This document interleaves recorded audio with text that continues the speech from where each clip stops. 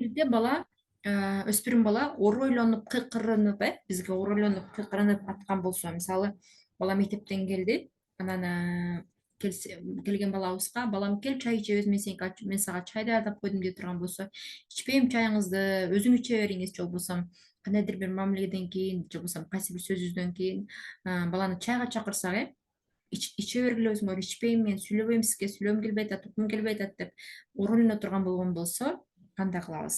Бул учурда баланын ороюна эч качан биз дагы оройлук менен, баланын ачуусуна ачуулук менен жооп бергенибиз туура эмес болуп калат экен. Бул учурда бир нерсени түшүнүшүбүз керек экен, бул дагы мага аябагандай жаңы маалымат болду. Бала ачууланган мезгилде биз дагы ачуу менен жооп берген учурда биз баягы психикалык жактан баланын деңгээлине түшүп алат экенбиз. Башкача айтканда, биз чоң адамбыз, баягы взрослое мышление деп коет го, чоң адамдык ой жүгүртүүдөн детское мышление, кичинекей жаш балача ой жүгүртүү деңгээлине түшүп, бала менен кайым айтышат экенбиз да.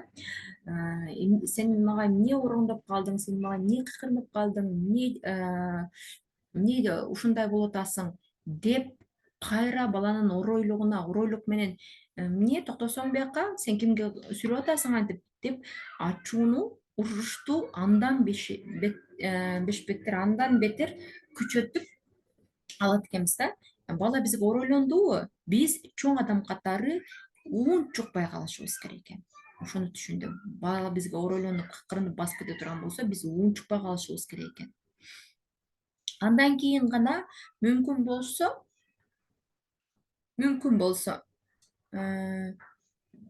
атасынан жардам сурап көрөбүз да, мисалы үчүнчү. Аталардан жардам сурап көрөт экенбиз. Ошол ата дагы ошол учурда эмес, бир 2-3 сааттан кийин, же болбосо 4-5 сааттан кийин, же 2-3 күндөн кийинби, бир канча убакыт өткөндөн кийин, анткени бала эмоцияга чыңалган убагында бала эч качан сүйлөшө албайт, баарлаша албайт. Эмоциялар мындай төмөнүрөөк түшкөн учурда ата акырын менен баланын иштериң кандай, окууларың кандай балам деп сөзгө тартып сүйлөшүп отуруп, анан акырындык менен бала, мен сени жакшы көрөм, сен менин эң жакын адамымсың, анткени сен менин баламсың. Ошол эле учурда апаң да менин эң жакын адамым. Апаңды мен мындай катуу көңүл оорутканда, катуу сүйлөгөндө мен дагы аяймын. Сен дагы менин балам боло туруп, менин жакын адамым, бир жакын адамыма катуу айтып жатканында мен эмне кылышты билбей калдым. Кимиңердеги мындай эмне деп коет, кайсы тарапта болушту билбей калдым. Эмне үчүн менин эки жакыным бири-биринин көңүлүн оорутат деп туруп, мындайча айтканда, аялын жогору, баланы төмөн коюп эмес, экөөнүн деңгээлин бирдей немеге коюпчу, бирдей немеге, баалуулукка дейбизби, же теңдикке, экөөнүн тең авторитетин бирдейге коюп туруп, апаң менен мага жакшыраак, сага караганда сен баласың го деген сөздүн алыс болуп, бири балам, бири аялым бири бирине катуу сүйлөп атса, мен өтө кыжаат абалда болуп калдым. Ушул кылганың мага жакпады, туура эмес да деп айткан болсок, балага жетет экен. Ошол сөз акырындык менен жетет экен. Мындайча айтканда, баланы жазалабай туруп, өзүнүн кылган ишин туура эместигин түшүндүрсөк болот экен. Ошол эле кезде, мисалы үчүн, балким атасы жардамга келбей турган болсо, өзүбүз деле 2-3 сааттан кийинби, же кечинде 2-3 күндөн кийинби балага акырын келип туруп, балам, мен сени жакшы көрөрүмдү жакшы билесиң. Макул, сен чай ичкиң келбесе ичпе. Бирок ошол чайды мен сен үчүн даярдадым эле. Ичкиң келбесе өзүң билесиң, кааласаң ичесиң, каалабасаң ичпейсиң. Бирок ошол чай ич деп айткан учурдагы сенин сөзүң мага канчалык катуу тийгенин билсең, жакшы болот деп өзүбүздүн сезимдерибизди түшүндүрүп балагачы. Ошол эле учурда биз андан кечирим суроону талап кылбай, даже кечирим сурашын үмүт да кылбай, ошол баланын кылган иши ката экендигин акырын, эмоциябызды карманып, жай гана түшүндүрүп койгон учурубузда бала ушул нерседен чоң сабак алат экен да. Башкача айтканда, бул жазалабай туруп өзүнүн кылган ишин өзүнө түшүндүрүп жеткирип коюу тарбиянын үлгүлүү жолу болуп саналат экен. негизинен ата энелер биздин милдетибиз балага оройлонгон учурда кандай жооп берүү керектигин да өзүбүз үлгү болуп көрсөтүп берет экенбиз. Демек бала оройлондубу, биз да оройлук менен жооп бере турган болсок, бала дайым чоң жашоосунда оройлук менен жооп берүүнү үйрөнүп калат экен. Тагыраак айтканда, баланын ар кандай кырдаалында, ар кандай эмоциясында, ар кандай окуяга карата бизге кылган мамилеси бул норма болуп саналат экен да. Анткени бала жашоону билбейт, бала мамиле кылууну билбейт, бала эмоциясын башкарууну билбейт. Анын үстүнө переходный возрастта балдар эмоциясы ушунчалык гормоналий жактан чыңалып турган учурда алар бизге оройлонгону, кыйкырганы, бакырганы дагы бир четинен алганда норма эле болуп саналат экен. Эми ошол норма болгон күндө дагы биз ага кыйкырып бакырып жооп бере турган болсок, анда биз өтө ката туура эмес адашкан тарбиянын үлгүсүн көрсөтүп алат экенбиз да. Демек биз эч качан ачууланбай, баланын эмоциясы таркаган мезгилде жай акырын үн менен гана түшүндүрүшүбүз зарыл экен. Демек биз адамдар тирүү адам болгондон кийин биз ката кетиребиз, эмоцияларыбыз чоңалат, булардын баарын түшүнүшүбүз керек экен да.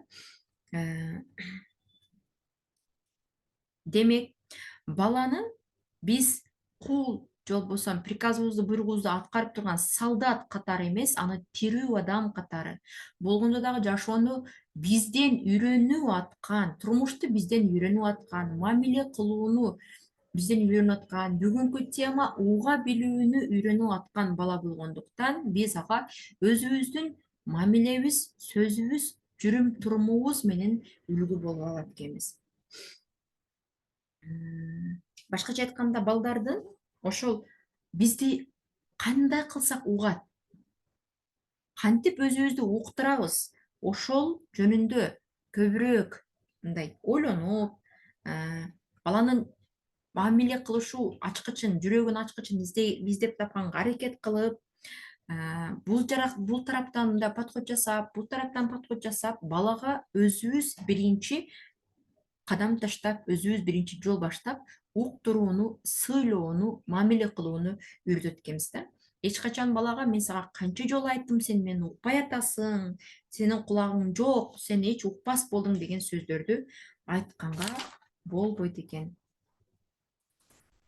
Андан кийин кызыкчылыктар, баланы мисалы үчүн мамиле кылууда, уктурууда, баарлашууда, уктурууда сөзсүз түрдө бири бирине карата сый мамилеси, жакшы сөзү менен эле биздин балабыз менен болгон мамилебиз жакшырып, балабыздын ишеничине кирип, балабыз менен жакын мамиледе болуп сырдашып кетпейт экенбиз. Качан биздин мамилебиз бекем болот? Биздин кызыкчылыктарыбыз дал келгенде болот экен. Мисалы үчүн, балаңыздын кызыкчылыктарын эч качан сындаганга болбойт экен да. Мисалы, сиз эмнеге кызыгасыз? Балким сиздин хоббиңиз эмне десек экен, сиздин хоббиңиз бир тигүүчүлүк болсун дейли, мисалы үчүн, сиздин хоббиңиз тигүүчүлүк болгон болсо, кызыңыз дагы тигүүгө кызыккан болсо, анда экөөңүздөрдүн кызыкчылыктарыңыздар аябагандай дал келет дагы, сиздер ушул тигүү жаатында ойлоруңуздар, сөздөрүңүздөр, темаларыңыздар бири бирине өтө дал келет. Ошол эле учурда экөөңүздөрдүн кызыкчылыктары такыр башкача болушу мүмкүн. Такыр башкача болгондо, бири биринин кызыкчылыктарын, каалоолорун жокко чыгаруу же кемсинтүү, баалабай коюу, баа бербей коюу, укпай коюу дагы бул өтө туура эмес же аша чаап кеткендик болуп саналат экен. Мисалы, балаңыз играга өтө кызыгып аткан болгон болсо, играны өтө берилип ойноп аткан болгон болсо, играны мисалы үчүн экечкил игра ойной бересиң, тажаттыңуш игра менен деп, играсын жокко чыгарганыбыз дагы туура эмес экен. Бала чынында ошол играны ойноп атабы? Демек ошол играга көз каранды болуп калуунун дагы себептери бар да. Анткени бала ата энеден толук кандуу сүйүү албай атат. Анткени бала ата энеден көңүл буруп ала албай атат. Анткени бала мээрим ала албай атат, өзүнө ишенбей атат, эркиндигин сезбей атат. Башкача айтканда, бала өзүнүн жеке көйгөйү бар, толтура себептери болушу мүмкүн. Ошол себептен бала телефонго байланып калып атат. Эми биз аны бир урушуу менен же бир сөз менен аны телефондон арылтып чыгарылбайбыз. Демек, ал игра ойноп аткан болсо, анын жанына барат экенбиз дагы, играсы жөнүндө кызыгып сурайт экенбиз. Мүмкүн болушунча кээ бир апалар играсын кызыгып мага үйрөт деп баладан үйрөнүп алган дагы бул өтө сонун экен. Бала чын дил менен сүйүүнү менен ата энесинен үйрөнөт. Албетте үйрөнгүңүз келбесе жөн гана бул кандай игра экен, главный герой бул жерде эмне кылып атат, кантип ойнойт, бул ойун эмнеси менен жакты, качантан бери ойноп калдың, эмнеси сени кызыктырып атат, бул герой эмне үчүн адамдарды өлтүрүп атат, же болбосо эгер жаман оюндар ойноп аткан болсочу, эмне үчүн атып атат, ушул аткан өлтүргөн оюндар эмнеге жакты сага, эмне себеп болду деп балдардын балким көйгөйлөрүн суроо берүү менен таап алсак да болот экен. Же болбосо жөн гана бул көрсөтмө ойлоп тапкычтыкты, шамдагайлыкты, креативдүүлүктү талап кыла турбайбы деп кубаттап коштоп койсоңуз да болот экен. Ошол эле учурда сөздүн акырында ооба, бул кээде чарчаганда, эс алганга пайдалуу, жардам берет экен, көңүл ачканга эң сонун оюн экен. Мен сени түшүнүп атам, бул оюн сага абдан жагып аткандыгын. Бирок ошол эле учурда сен убакытты аябай текке кетирип атасың. Убактыңды жокко чыгарып атасың. Жашоодо өтө маанилүү нерселер бар экендигин унутпа, балам. Көпчүлүк адамдар маанилүү нерсени тыштап коюп, анчейин маанилүү эмес кызыкчылыктар менен алек болуп алып, убактысын текке кетирип, кийин өкүнүп калышат.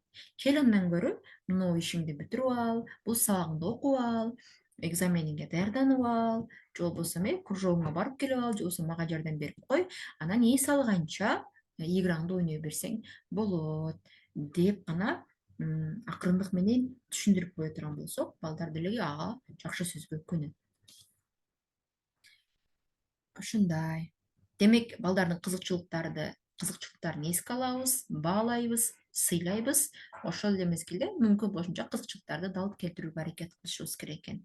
Сабактын соңунда жыйынтыгында айтарым, балдарыбыз биздин тилди угуш үчүн биз өзүбүз балдардын өзүбүз үлгү болушубуз керек экен да. Эң биринчи балабыз эмне үчүн биздин тилди укпайт? Биз өзүбүз үлгү болуп балага тил алууну, уга билгенди, укканды үйрөтпөй жаткандыгыбызга анализ кылышыбыз керек экен. Биз уга билип атабызбы бири-бирибизди? Чоң адамдар уга билип атабызбы? Укканды балага үйрөтүп жатабызбы? Ошого маани беришибиз керек экен. Экинчи кезекте баланын оюн, каалоолорун, сезимдерин, кызыкчылыктарын угуп атабызбы? Уксак сындабай, урушпай, критикалабай, шылдыңдабай, кемсинтпей, кеңеш айтпай, акыл айтпай, жөн гана угуп коюп атабызбы? Ушуга маани беришибиз керек экен. Анан үчүнчү учурда, эмне эле үчүнчү учуру? Так, үчүнчү учуру жасалма эмес чын дилден угушубуз керек экен. Жасалма эмес чын дилден уга билишибиз керек экен.